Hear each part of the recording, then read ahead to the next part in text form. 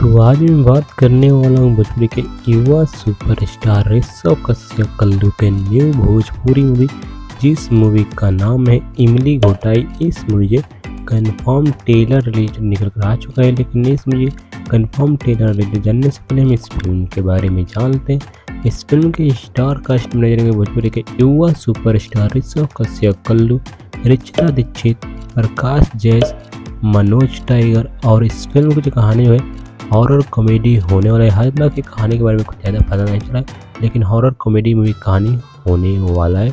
और इस फिल्म में जो ट्रेलर रिलीज किया जाएगा 30 सितंबर को सुबह को 9 बजे एंटरटेन रंगीला के यूट्यूब चैनल से, जो कि आप स्क्रीन में इस फोटो में भी देख सकते हैं।